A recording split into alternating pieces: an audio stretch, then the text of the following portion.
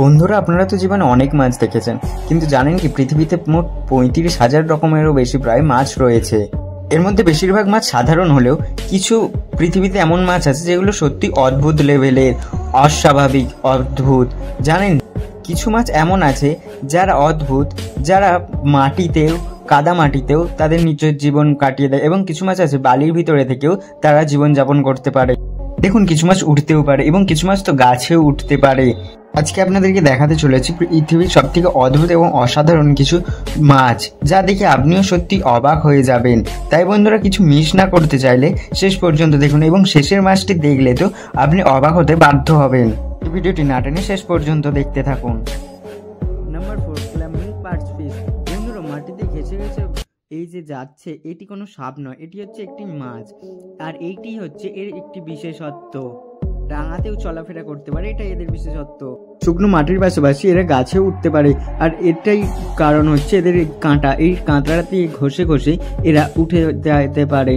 আর এবং বন্ধুরা, এরা গাছে থাকা ছোট পোকামাকড় খেয়েও বাঁচতে পারে, এমনকি এরা 7 থেকে 8 দিন পর্যন্ত বেঁচে থাকতে পারে জল ছাড়াও। এদের ধারালো কাঁটা এদের আশীর্বাদের থেকে কম নয় ঈশ্বরের দেওয়া। কেন কি, যখনই এদেরকে কোনো প্রাণী খেতে যায় বা এদেরকে কোনো মানুষ আঘাত করতে যায়, তখন তাদের গায়ে কাঁটা মেরে দেয়, যার ফলে বড় ক্ষত সৃষ্টি হতে পারে, এমনকি সাপও এর থেকে বাঁচতে পারে না। শিকারীর মুখে এরা ক্ষত তৈরি করে দেয় অনেক সময়। কোনো প্রাণীতে এদেরকে খাওয়ার লোভে এরা নিজেই শিকার হয়ে যায়, এমনকি মানুষের গলাতে এদের কাঁটা আটকেও মারা গিয়েছে। বাংলাদেশে কিছু বছর আগে এমন একটি ঘটনা ঘটে গিয়েছিল। নাম্বার 3, স্যান্ডফিশ। বন্ধুরা, স্যান্ডফিশ এমন একটি মাছ যা বালির মধ্যে তাদের জীবন দশা অতিক্রম করে। এমন কি জানেন, মাছেরা যেমন জলের মধ্যে দ্রুত সাঁতার কাটতে পারে, ঠিক তেমন এরা বালিতে সেই রকম দ্রুত সাঁতার কাটে। টিকিটের মতো দেখতে এমন মাছ এদের মরুভূমির বালিতে দেখতে পাওয়া যায়। আর এদের সম্পর্কে এমন বলা হয়, পৃথিবীর ভৌগোলিক অবস্থা যখন পরিবর্তন হয় তখন অনেক মহাসাগর আলাদা হয়ে যায়, যে সেগুলি পুরোপুরিভাবে মরুভূমিতে পরিণত হয়েছিল। আর সেই সময় সকল প্রাণী জলের মধ্যে থেকে জল না পেয়ে মারা যেতে থাকে, এবং এই প্রাণী সারভাইভ করে বেঁচে থাকে তখন। যদিও বা এটার মধ্যে কতটা সত্যতা রয়েছে তা নিয়ে অনেক ধোঁয়াশা জল্পনা রয়েছে, তবুও মানা হয় এটিকে। এবার আছে নাম্বার 2, ক্যাটফিশ। বন্ধুরা, ক্যাটফিশ খুব শক্ত প্রজাতির মাছ হয়ে থাকে। এরা লম্বায় প্রায় 1 ফিট পর্যন্ত হয়, আর এরা পশ্চিম আফ্রিকার দলদল এলাকায় বেশি পাওয়া যায়। আর এদের পছন্দের খাবার হচ্ছে বিটল, যাদেরকে এরা খুব মজা করে খায়। কিন্তু সমস্যা হলো এই বিটল মাটিতে থাকে, যার কারণে এই মাছেরা মাটির উপর আসে, এদেরকে শিকার করে খায় এবং পুনরায় আবার তারপরে জলে ফিরে যায়। Number 1, flying fish. বন্ধুরা, আপনারা কি কখনো কল্পনাতেও ভাবতে পারেন যে মাছ পাখির মতো সত্যি উড়তে পারে? বন্ধুরা, এটা কোনো কল্পনা নয়, এটা সত্যি বাস্তবে আছে।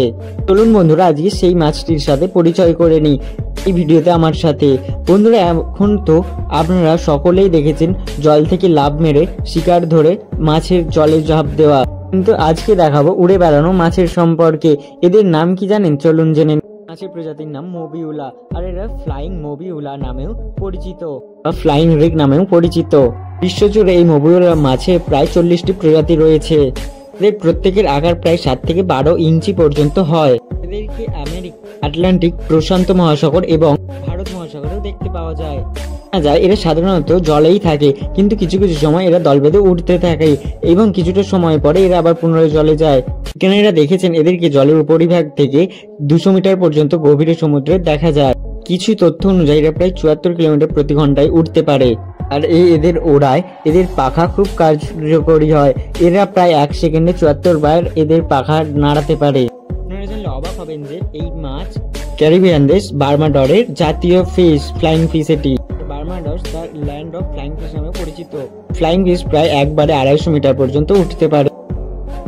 বন্ধুরা, এই ভিডিওটি আপনাদের কেমন লেগেছে সেটি আমাকে অবশ্যই কমেন্টের মাধ্যমে জানাবেন, এবং ভিডিওটি ভালো লেগে থাকলে একটি লাইক এবং শেয়ার করে আমার পাশে থাকবেন। মতামত জানাতে ভুলবেন না যে কোনটি সবথেকে ভালো লেগেছে। এবং আপনি যদি আমার চ্যানেলটি নতুন হয়ে থাকেন তাহলে চ্যানেলটি অবশ্যই সাবস্ক্রাইব করে পাশে থাকা বেল আইকনে প্রেস করে দেবেন। কথা হবে আপনাদের সাথে আবার নতুন একটি ভিডিওতে। ভালো থাকবেন, সুস্থ থাকবেন।